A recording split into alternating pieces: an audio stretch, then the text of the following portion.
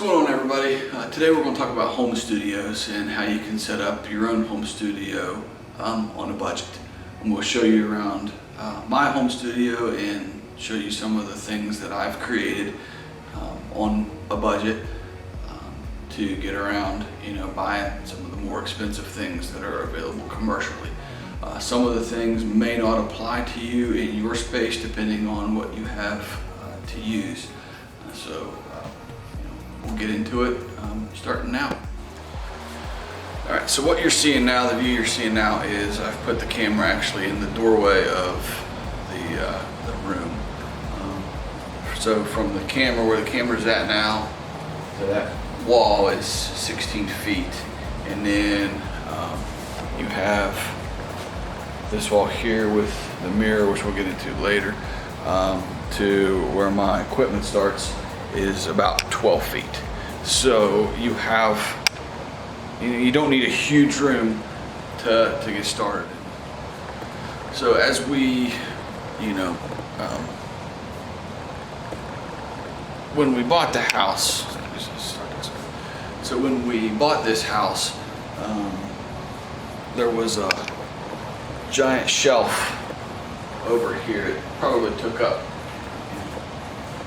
this much room in there, and then they took the treadmill with them, but there was a treadmill set up here. The weight stack was kind of pivoted this way, and so I moved it. So, and the walls were like this purplish brown or purple and black, and they're just gross. So after we saved up some money and we remodeled it to for one, to set up so I could have a space to shoot, and so that in the ballet bar, my daughter, of course, we know does dance, so she can practice her dances. My wife can do her workouts. She doesn't use the machine as much. She does other stuff, but it has this big area, so it's kind of a multi-purpose area. So one of the things about having a home studio is you want to be able to break it down and put it up with ease, so that you're not, if it's like if you're using your living room or something, you don't have studio crap up all over the place. So when we remodeled, we put in this, floor, just because it's a nice floor, but I wanted to paint the walls a lighter shade of gray, just because number one, it brightens up the room a little bit too. And then if you have like red walls or green walls, you're going to get a bounce back of color. So I wanted that neutral gray color, so that when I do use strobes and I've got, if there's any bounce off any of these walls, it's not casting a color shade. So one of the things you want to consider in whatever room you're using is you want to have like a fairly neutral color, so that it doesn't, if light's bouncing off one wall, it's not casting a color on a hue on your subject. All right, so one of the first things you might want to get, and it's one of the first things I bought, is a backdrop stand. Bought these. I think this brand is E-Mart or something. You can get them on Amazon. They're like $30 or $40.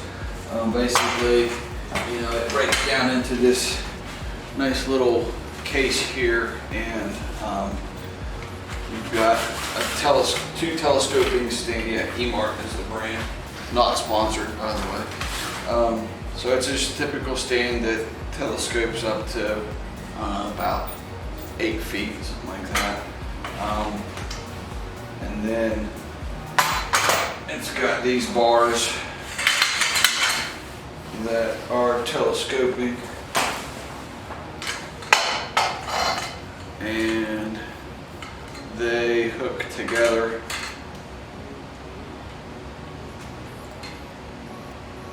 like so with this little snap thing, and they extend out quite a way. It's probably like 8-10 feet. So, and then you just put them on top of those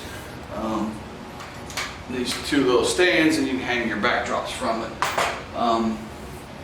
So that's the first thing that I bought They're one of the first things I bought, and then of course I bought cloth backdrops. You can get cloth backdrops from just about anywhere. Just Google search cloth backdrops, and they're fairly inexpensive, and that's what I started with, and it's something you can do as well. Okay, another thing you're going to want to consider is lighting.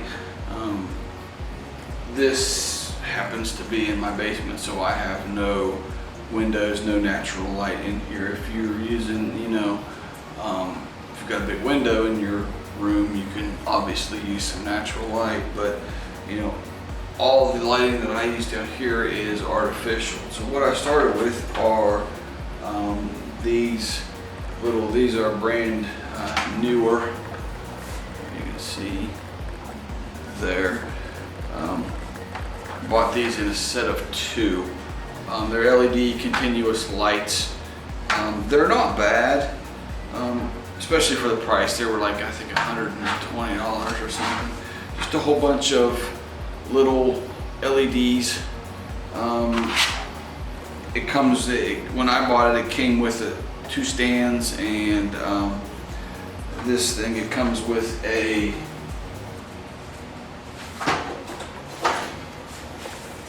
nice little carrying case with, you know, a pack that plugs into an outlet. The nice thing about these that I liked that when I got them was you can plug them into an outlet, but they also have battery powered, and I think it's, when you order them off Amazon, it tells you what kind of battery. I think there's some kind of Nikon camera battery is what it runs off of. You plug 2 of them in there, and it gives you power for several hours. I've not used the battery for an extended period of time, but you know, I've used it for probably an hour or so at one point, burning them continuously, and it gives you pretty good light. So these things aren't going to light up a room, but if you're doing, like, you know, depending on how many lights you have, I've done a lot of my first work with these, with Haley in here, using only these before I got into the strobes. Now, of course, if you want to get into strobes, I just did a review on the newer Vision 4, which are the strobes that I use, which are very budget friendly. There'll be a link at the very end of the video to that video if you want to watch that. But these are what I started with, and they're relatively inexpensive. Like I said, I think they were $120 or so. That was 3 years ago on Amazon, so the price could have went up a little bit. I haven't checked, but you know. All right, so this is going to be probably one of the things that isn't practical if you're using a living room or a spare bedroom or something.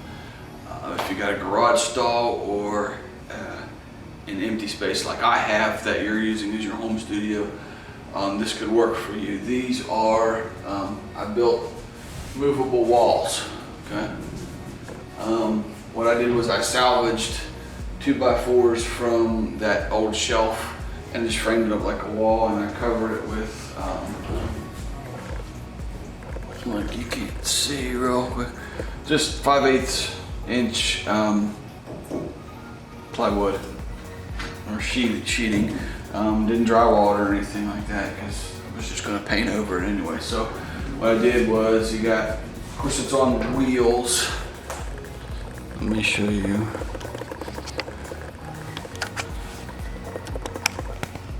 Down there. Got them on wheels there, so that they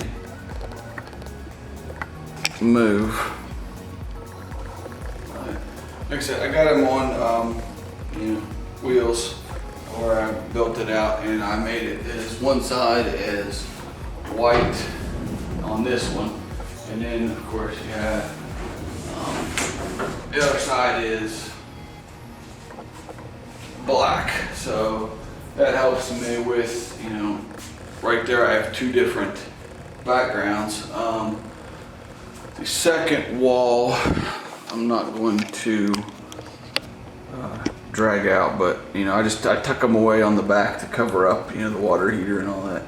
And you can see the second wall back there is gray. It's a different shade of gray than here, but it's another gray that I used in the house before. And the other side of that one is that if you look in some of my old pictures or videos, one of the ones where I did with Haley in the summer, the beach team, it's got like a vinyl wallpaper texture on it that we'll use. I'm probably going to end up stripping that off and then doing like a grunge painting wall on that. But what I like to use these for, in addition to backgrounds, is I can set up, bring both of them out and set up a whole bunch of different looks with them. Like I'll use this one, I can use it as bounce light on the white side, or negative fill on the black side, depending on what, and then I can use it in conjunction with that as a background, the brick wall, or I can bring the other one out. I'll put a bunch of pictures up in the end of all the looks that I've created with just using the studio with what I have. They're all going to be with Haley because I really haven't had a whole lot of clients come to me yet. So either I'm not known very well enough yet, or I suck. Either way, I'm going to keep, you know, focusing on the goals and keep working towards, you know, what I want to do. But that being said, I have my walls here. You can create a bunch of different looks with that. Alright, so I put my wall away. Kind of a pain to bring it in and out, but because I got to maneuver it around all that stuff, but works pretty good. I really like the walls now. You might have noticed the little seam across, and my construction skills are mediocre at best, so that's easy fix in post though. But you know, if you have better skills, you can make that a little bit smoother transition. But that's just a simple framing up of, like, you know, a wall with 2x4s and covering it up and putting it on boards wide enough to support it so it didn't tip over real easy. But the last thing I think I want to talk about is I've gotten into using paper rolls lately, seamless paper as backdrops, because I'm trying to gear myself more towards fashion and all that, and there's not enough room in here to build a cyc wall, which is also very expensive to build a cyc wall. So, you know, paper can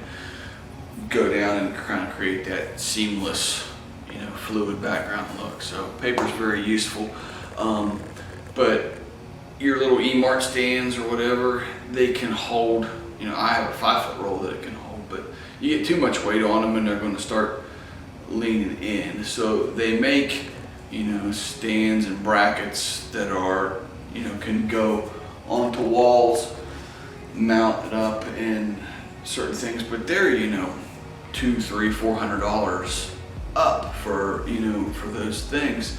So what I did to get around it, and I'm going to take the camera off tripod and freehand it. So we'll restart here in a second. All right, so I hope you can see. So what I did, this bar here, went to your local home improvement store, and I bought 2 eye bolts right there, and 2 5-foot pieces of EMT rigid conduit, and then these little clips to keep it from sliding in and out. The reason I bought 2 5-foot, and there's a coupler to put them together. I bought 2 5-foot pieces was because I don't have a truck anymore, and I couldn't fit a 10-foot piece in my car, so I had to buy 2 5-foots. You can buy them in 10-foot sections. So there's that piece. It cost me about 20 bucks for all of this stuff. And that's what it looks like there. Okay, so as far as the bar here, just took, of course I have an unfinished ceiling, so I just screwed the eye bolts up in the rafters and put that thing through. The little clips just kind of keep the bar from sliding to the other end. You're not going to be able to do pull-ups from it, but it'll hold a roll of paper. I've got 8-foot rolls of paper in it, and it holds them just fine.